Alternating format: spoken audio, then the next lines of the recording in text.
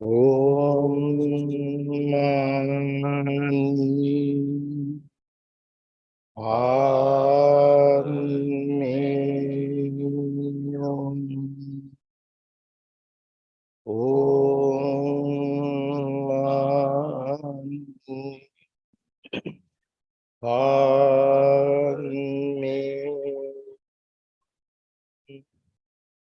Om Mani Padme.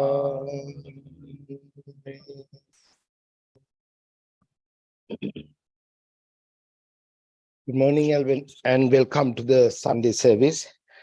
This morning we're going to meditate few minutes. After meditation, Silas Maharjan is going to give a Dhamma talk. He's here ready right now. So right now the Subodha is going to lead the metta meditation.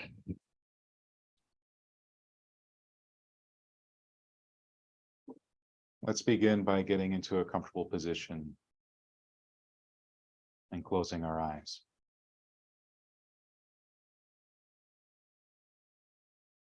It can be helpful to start with 3 deep breaths.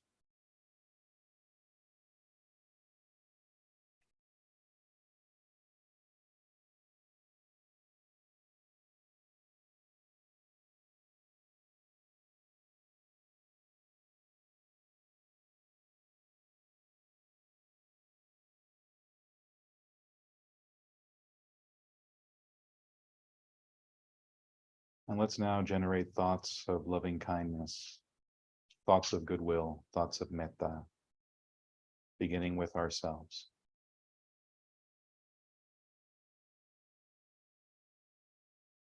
This is a sincere intention that we have for ourselves.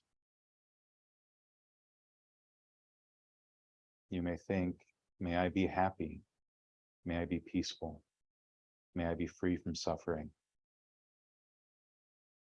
May I have a heart unburdened by greed, aversion, and delusion.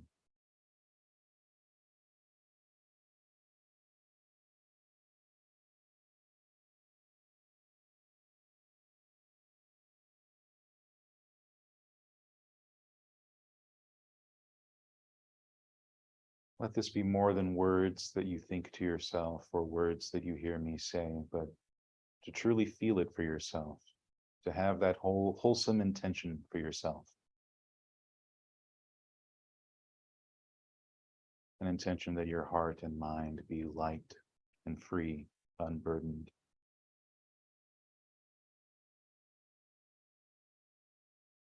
And then extend those thoughts outward to your family, to your friends, to your teachers,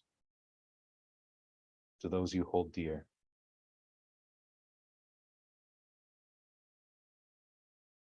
May they also be happy. May they also be free from suffering.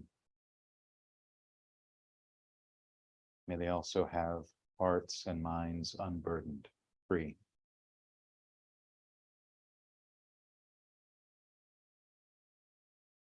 See if you can make that a real determination, a real intention that you have for those dearest to you.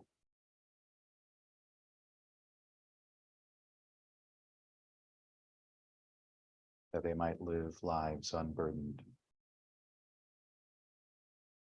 hearts and minds free.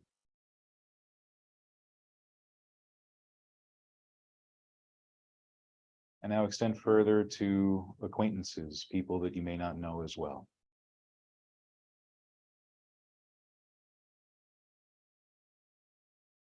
Other friends, people in your lives, co-workers,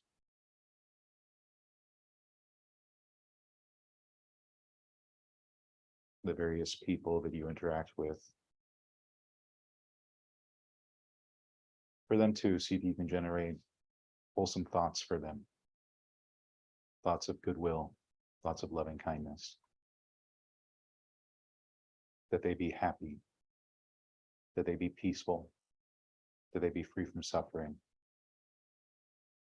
that they have hearts and minds unburdened and free.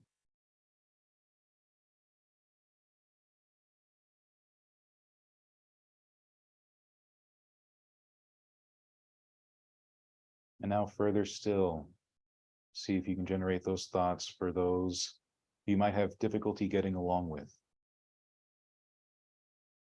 Various people that are not as harmonious in your life.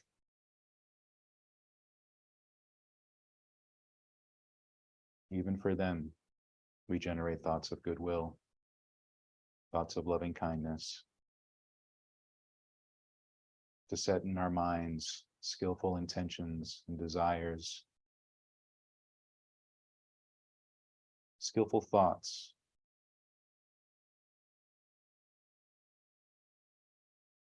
We sincerely wish them that they be happy, that they be peaceful, that they be free from suffering.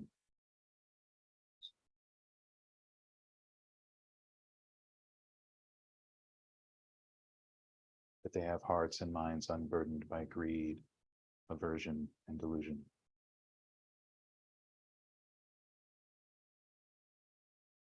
This is an intention that we set for all beings everywhere. So let's also spread our metta, spread our goodwill, our loving kindness in all directions. To the north, east, south, west, above and below, in all directions, to all beings everywhere, to all sentient beings. We wish them the same, that they be happy, that they be peaceful, that they be free from suffering, that they have hearts and minds unburdened and free.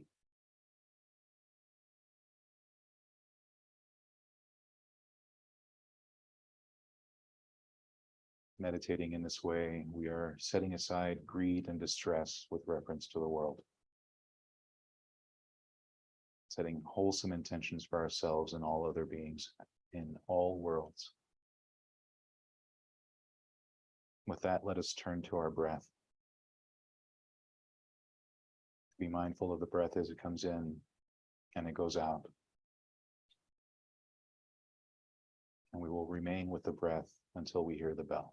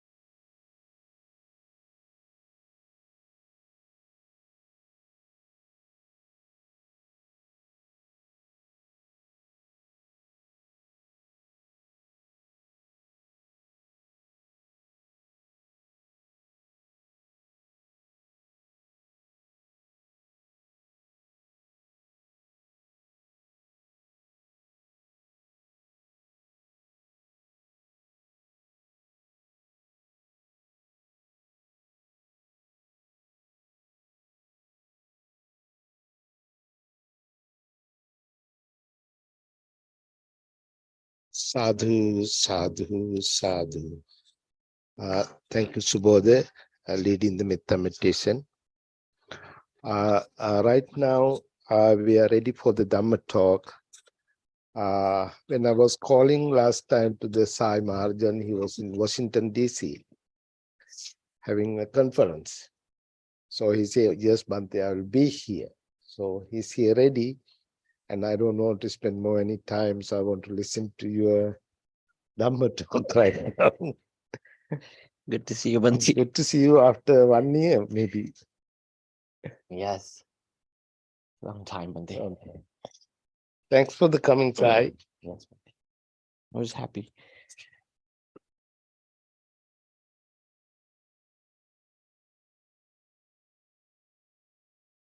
Namo tassa bhagavato arahato samma sambuddhassa. Namo tassa bhagavato arahato samma sambuddhassa. Namo tassa bhagavato arahato samma sambuddhassa. Akkodhena jine kodhang asadhung sadhuna jine. Jine kadariyang dane ne satchena alikavadinang. Good morning, Bhante. And good morning, everyone. It's always nice to be here, Mr. Pan. Now,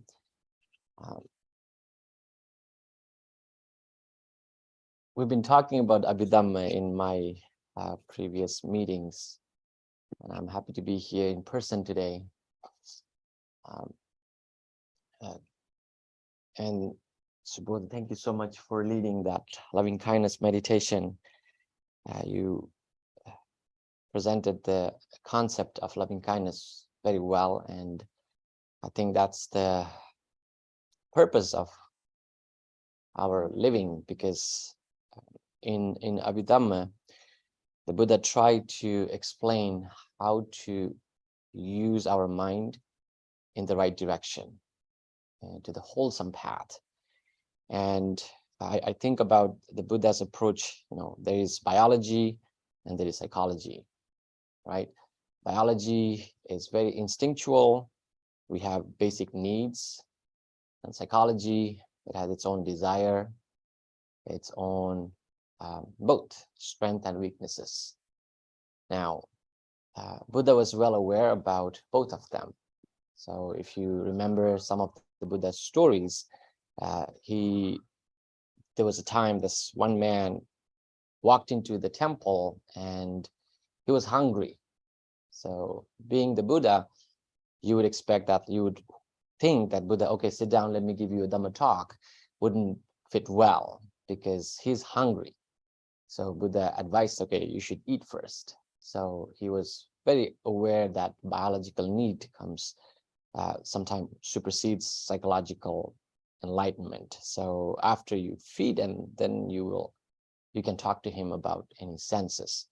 And in some of the Pali phrases, there is sabbe satta ahara tittika. There are like 10 questions, and the very first one is that every living being is dependent on some kind of nutrition. So it could be the edible food, it could be the physical, the contact food we call pasahara, right? The kabalinga ahara is the edible food, and the contact that your senses need some kind of food. That would be the second type of food, and your mind needs another type of food, that's thought, right? Kabalinga ahara and manosanchetanika ahara. So Buddha was aware about these biological needs, and he also was aware about psychological needs. And that's why when you look at the teaching of Abhidhamma, he analyzed how mind functions. And I've been discussing the very early part of the type of minds and how it can be trained. And I was looking at how far we talked, and I wanted to talk about the mental factors. The mental factors that is always arises with one kind of consciousness. There should be always a consciousness. Now, this helps us to understand our everyday life. Some people, for example, might say like, I just got angry out of blue. If you are Buddhist, you would say, and that's not possible.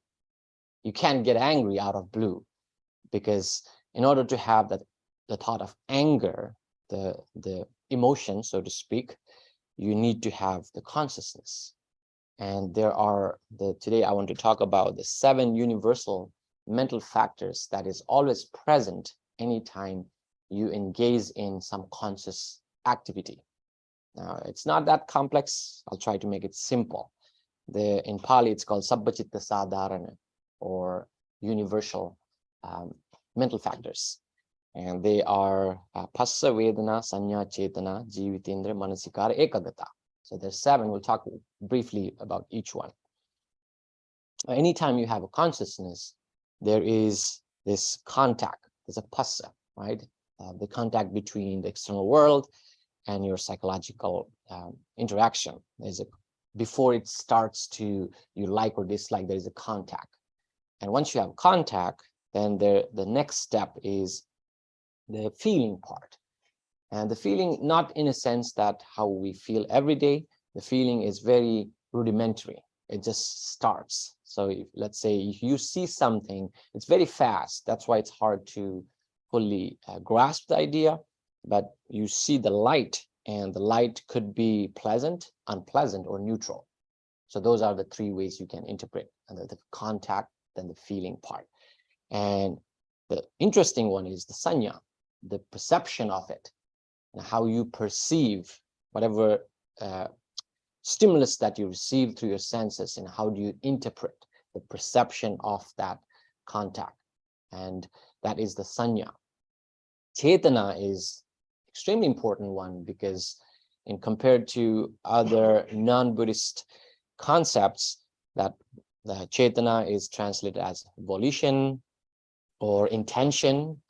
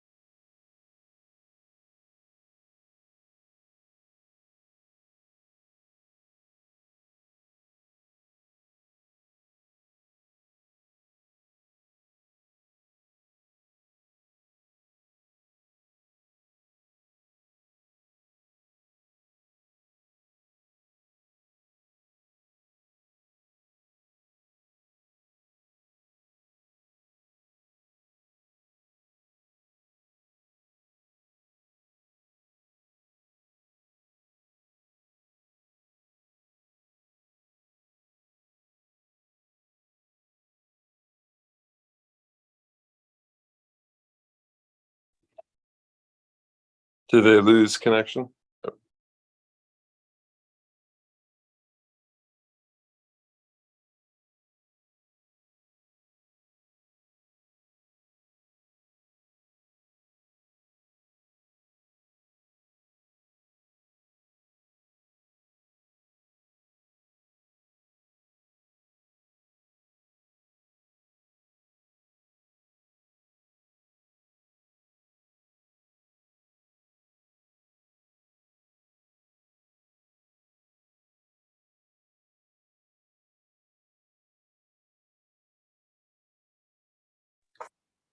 IBMC, can you hear me?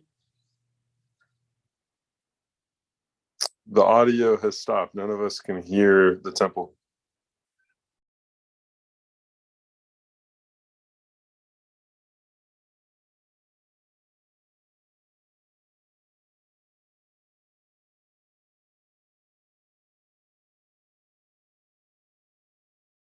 There's still no audio. It was going fine, and then it just cut out. I don't know what happened, but none of us can hear.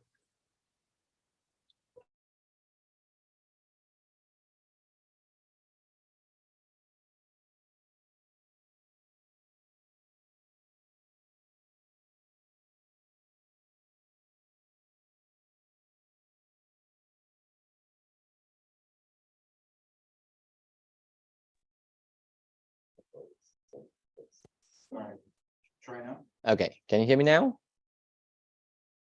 Yes, you're back. Okay. Well, I'm sorry, you missed the best part. So we'll talk about the rest. It's not going to be the best, but I'll try. Thank you. Yeah. Yes, please give us heads up if you lose me again. I'll try to keep close to my mouth. It's so tiny I can put it inside my mouth. So yeah, so I started with the Pali stanza. That's from Dhammapada. If you're interested, you can look at the original one.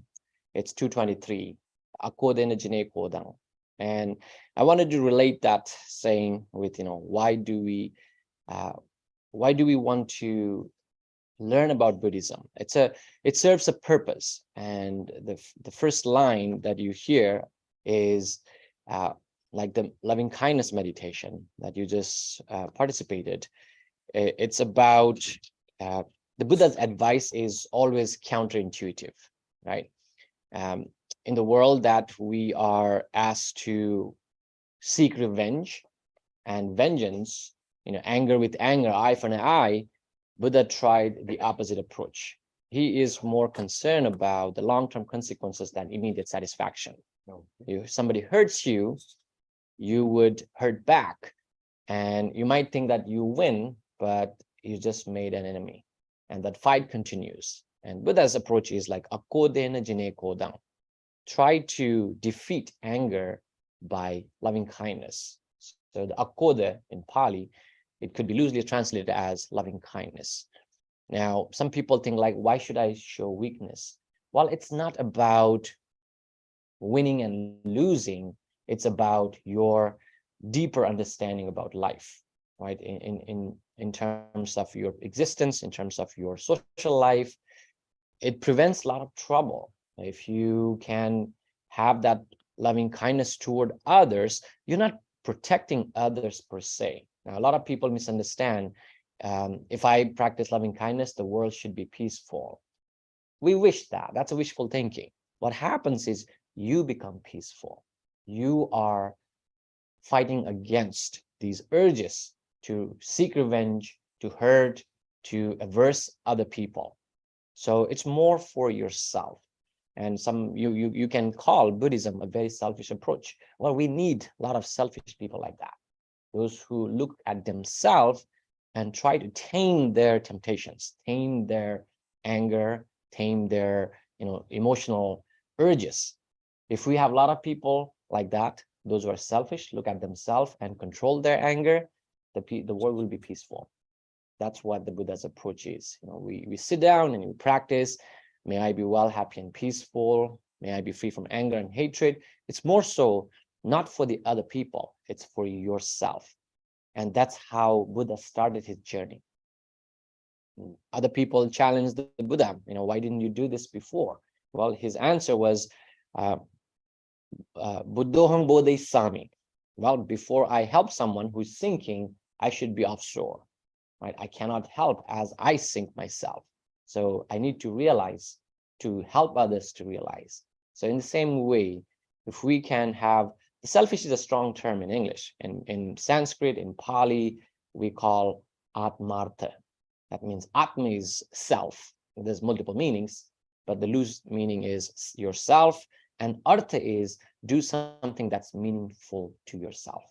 So that's what atmartha. In English, you say selfish. Sounds a little harsh. But being selfish leads to parartha. You can do the same for others. So the first one is akodena jine kodang. Anytime you have hurtful or anger or hatred thought that generated, you should be aware that can lead to more karma. That's why I explained the 7 universal mental factors, because you can't say that I'm angry out of blue. There is a conscious choice.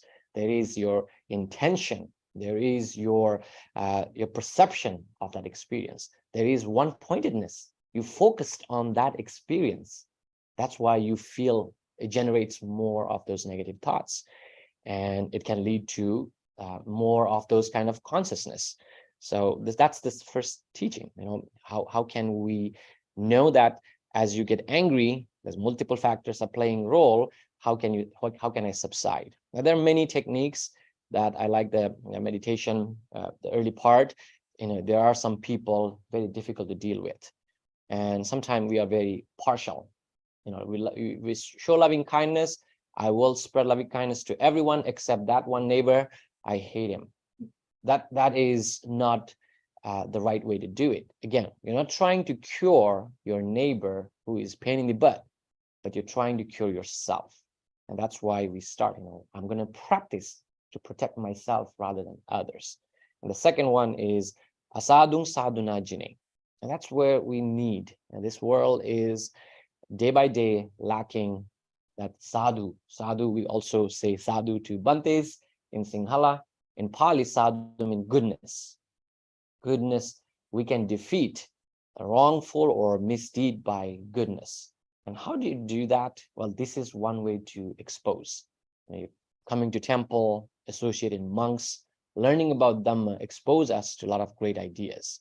And Buddha's approach is like, if you want to change, first you have to approach, right? You have to approach, and then you have to lay your attention. You have to lay your ears, listen to them. And nothing is in Buddhism is like, you have to believe in Dhamma.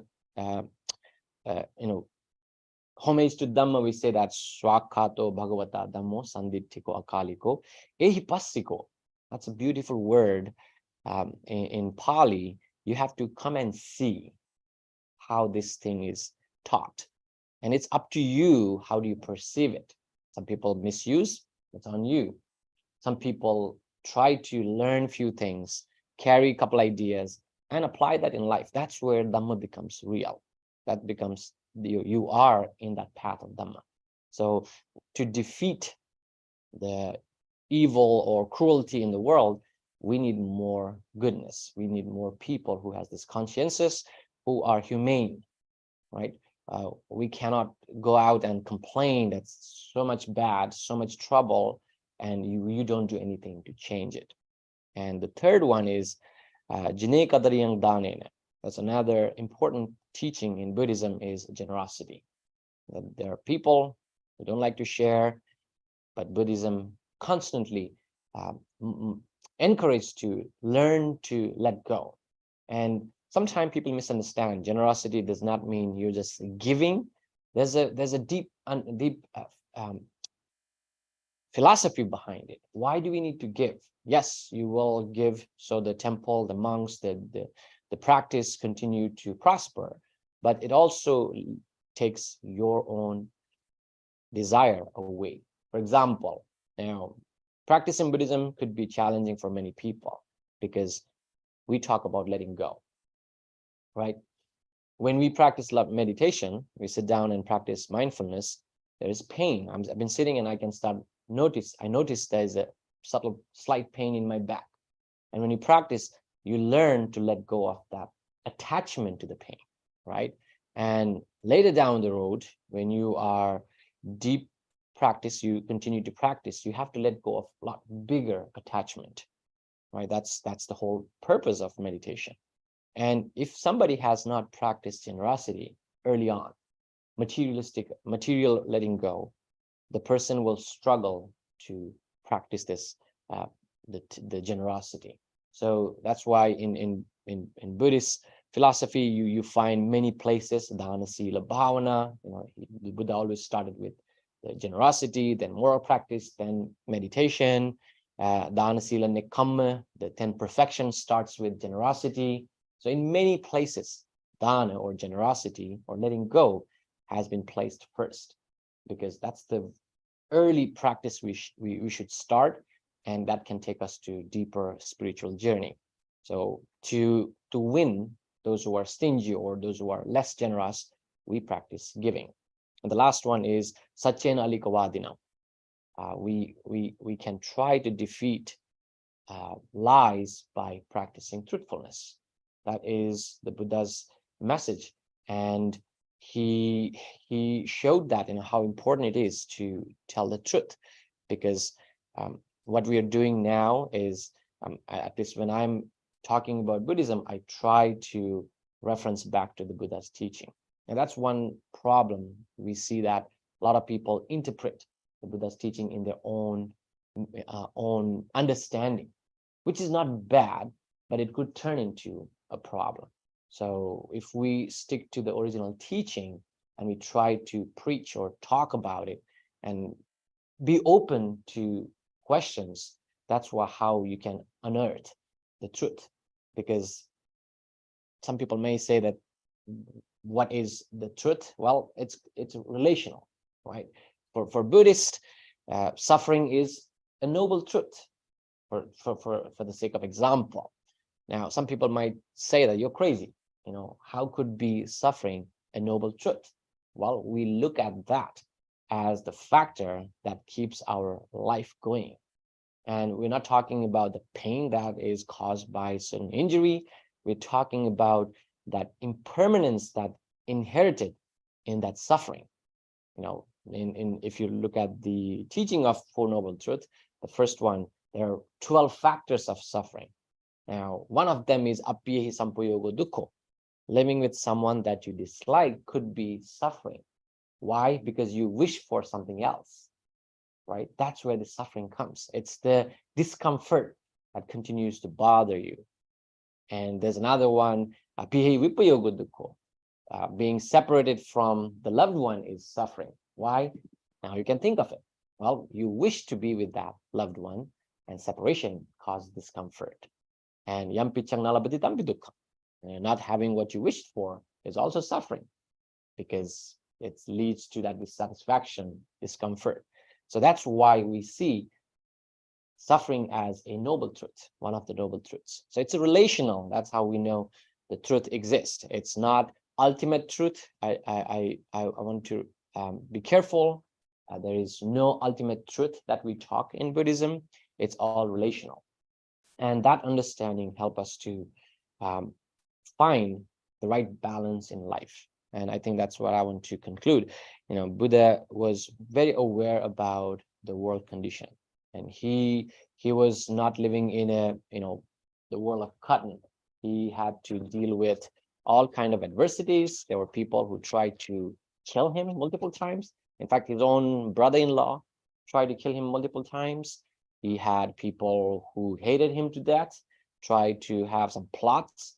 He was attempted to poison. He was attempted to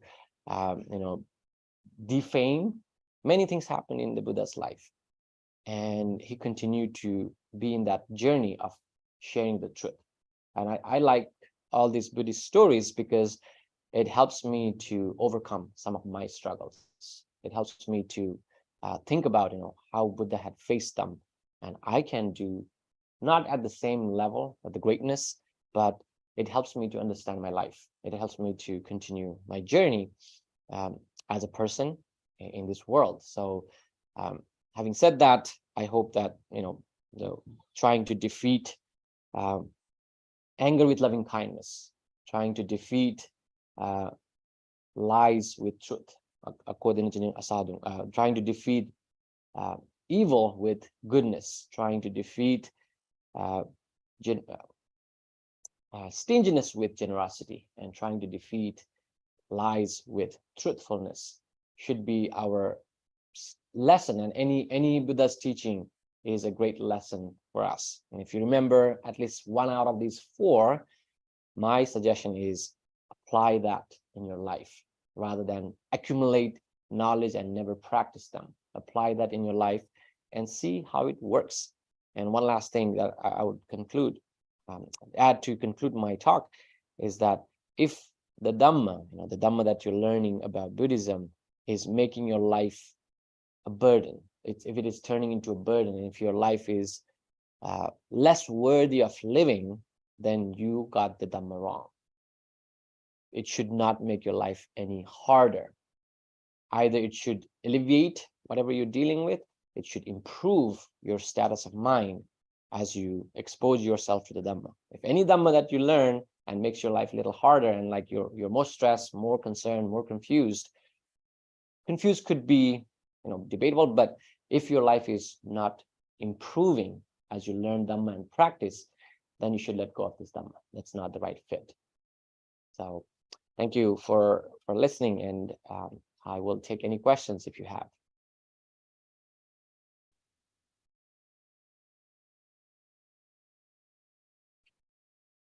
If you have any question, please ask. He's here right now. I'm not sure if they missed the rest too. No, it should be working. Okay.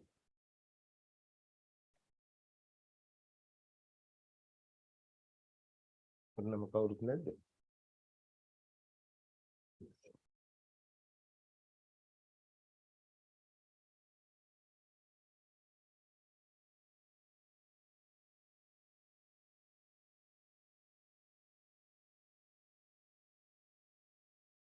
That's fine, Bhante. That means two things. Either I was very clear or I did not make sense at all. I like that 50-50 possibility. You were very clear. Oh, thank you. I wouldn't think that myself. Thank you so much. Well, what did you do in Washington, D.C.? Bhante, I went for a conference through my school. Oh, We were supposed to meet with the the political leaders, the senators and the House of Representatives, to propose some changes in education wow. in our school system. So I was part of it. How did that go? It went well. They were, one of them at least, were very receptive. I proposed, I was talking about that we need to focus on students' mental health, their mental health challenges. And I requested that there should be more funding and more trainings for teachers and students, especially students like me, student of color or minority. They are, there is educational gap, the achievement gap, because they deal with a lot of trauma, they deal with a lot of other mental health issues, which is seen as a problem rather than something that we can fix. So it was a loaded session. It was like a seminar.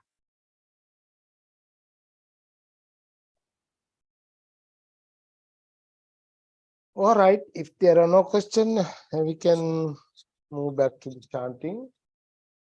And we'll chant. No question, but I just want to say thank you. That was a great talk. Oh, thank you. I think you're appreciate it. John. Yes. John, okay. I remember I recognize your voice. Yes, I would have come in person if I realized you were in today. It would have been nice to meet you.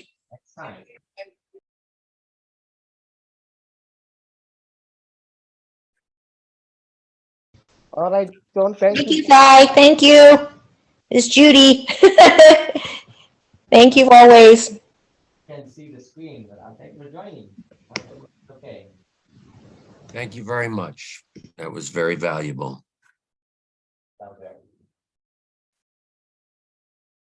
All right. Thank you again for everybody. We're going to chant page 4 and page 10. Namo tassa bhagavato arahato samma sambuddhassa. Namo tassa bhagavato arahato samma sambuddhassa. Namo tassa bhagavato arahato samma sambuddhassa. Buddhang saranam gacchami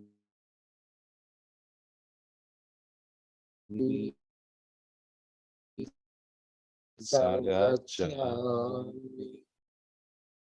Sentient beings are numberless,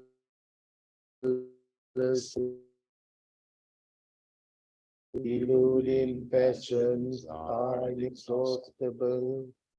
I vow to end them all. Dhamma gates are limitless. I vow to study them all. Buddha's way is supreme. I vow to attain it. May suffering ones be suffering free, and the fear-struck fearless be. May the grieving shed all grief, and the sick find health relief. When ye từ công đức vô gặp ơn nhau nhà trong sanh gái con hai phà đạo nguyện như được công đức vô gặp nhà nhà trong sanh gái con hai phà đạo nguyện như từ công đức vô gặp nhà thế nhà đẳng trong sanh gái con hai phà đạo.